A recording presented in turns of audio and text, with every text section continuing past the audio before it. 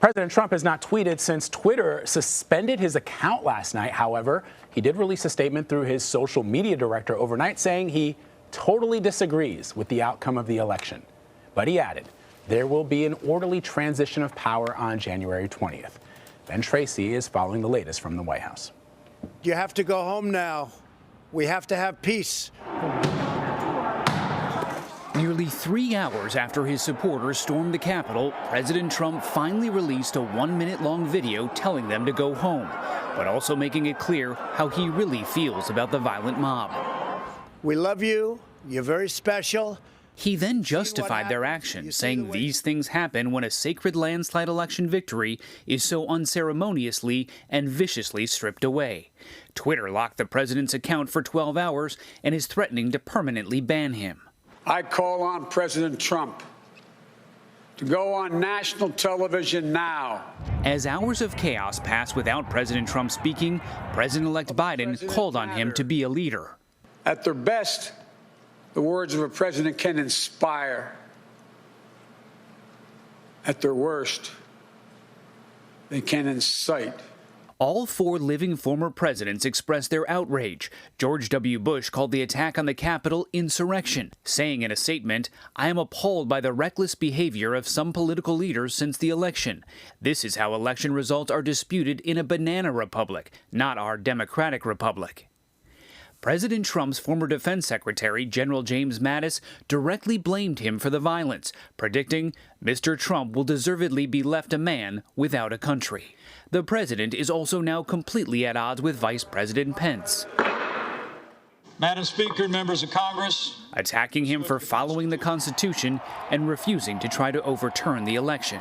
I hope he doesn't listen to the rhinos and the stupid people that he's listening to. And Ben Tracy joins us now from the White House. So, Ben, in addition to the White House resignations, more and more Republicans are starting to distance themselves from the president.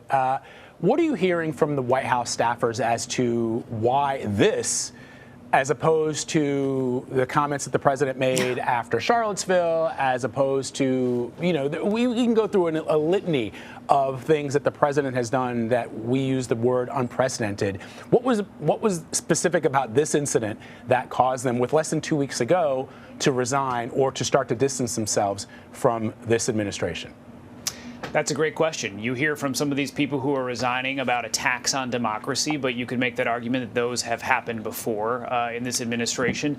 I think what we cannot forget here is there are only 13 days left in this administration. So resigning in protest does not take a remarkable level of courage. I think it would be really interesting to know, if we could do the thought experiment, if there were still 2 years left of this administration and this had happened, how many of these people would still be resigning today?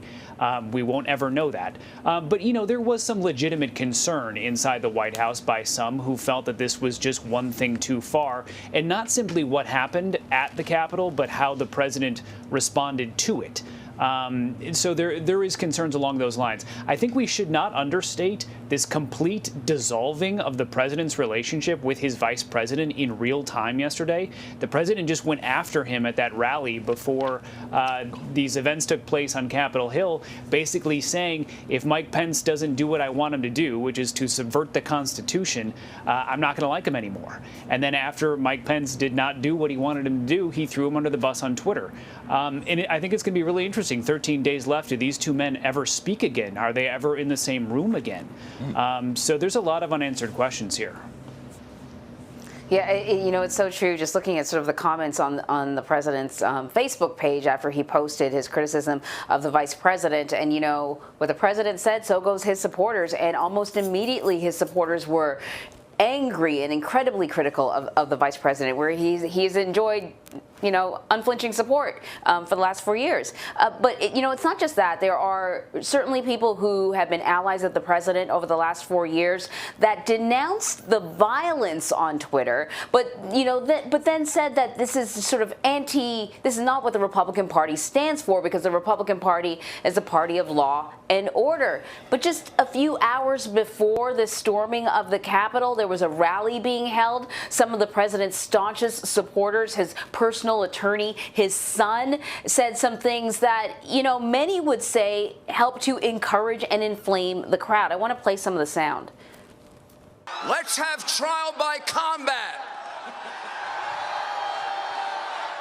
I'm willing to stake my reputation. The president is willing to stake his reputation on the fact that we're going to find criminality there.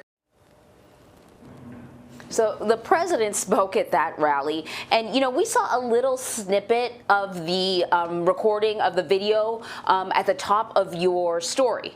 But that was just one line of what the president said. His entire video was pulled from both Facebook and Twitter because it violated some of their policies. Can we talk a little bit about the mixed messaging coming out of the president and those surrounding him? Sure. The reason that video was pulled because there were simply lies in it. The president once again said that there was fraud in this election and that it was stolen from him. We know those two things to not be true. The president also said at the same time when he said, please go home in peace, he said to these people who were in the process of storming the Capitol and clashing with the police there, he said, we love you, you're very special. So certainly, I'm not sure I would even call that mixed messages. I think that is the president's message. He loves his supporters, and it takes a whole lot for him to ever condemn anything anyone does. You mentioned Charlottesville. There were good people on both sides. He has yet, to this point, he has not condemned what happened at the Capitol. All he did yesterday was finally tell people to go home. But what led up to this was pretty obvious. The president, for days, had called on his supporters to come to Washington, D.C. He said it was going to be wild. He said he wanted these protests to stop the steal. He then went to the Ellipse, gave a speech where he said, this is fraud. This has been stolen from us. We cannot be weak. We need to be strong. We need to take back our country. Let's go to the Capitol. The president got in his limousine, came back to the White House, and watched on TV as his supporters went and stormed the Capitol. That's what played out. Those are just the facts. So, Ben, let me ask you about the president's state of mind yesterday as this was all unfolding. You mentioned the relationship that has deteriorated with the vice president.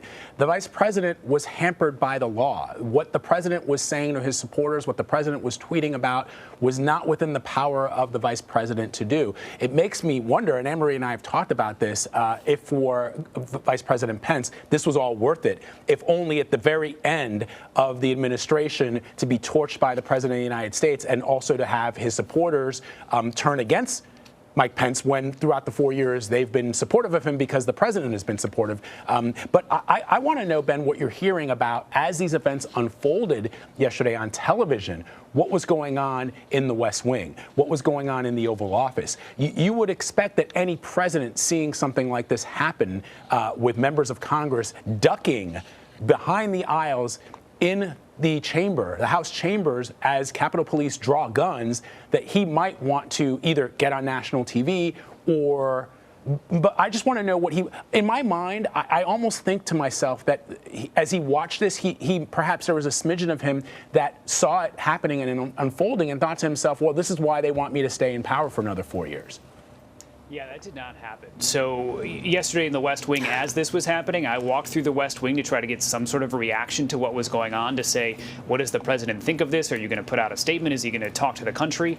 There's very few people still working here at this point because there's only 13 days left in the administration. But those that were there were sitting in their offices watching this on television. And I said, what's the reaction from the White House? And they all looked at me and they said, off the record, no comment. Which is a double negative anyway. And at this point, it's just a ridiculous thing that they continue to say this to us and that we try to play by these rules with them. But what we know from what went on inside the White House, it was basically the president sitting in the office just adjacent to the Oval Office watching this on television. He had meetings on and off with his White House Chief of Staff, Mark Meadows. We also know that his daughter, Ivanka Trump, was here as well. There was some pressure put on the president by his aides to somehow address the country. Some people floated the idea of him coming down to the briefing room. That eventually was nixed. They set up a camera in the Rose Garden where he recorded that 1-minute video. The benefit of that is it's something that could be edited, and the president then can't go off track and say something that they might later regret. But that's when we got that kind of half measure from him on video. But I can tell you, there was no sense of urgency here yesterday as all of this was happening. It was just kind of bizarre. We even saw some people coming through who obviously were friends of people who work here here who were taking selfies outside of the West Wing and in the briefing room like it was just, any given Wednesday. Wow. Ben, always nice to get a little window into what's happening inside the White House. Thank you so much. Thanks.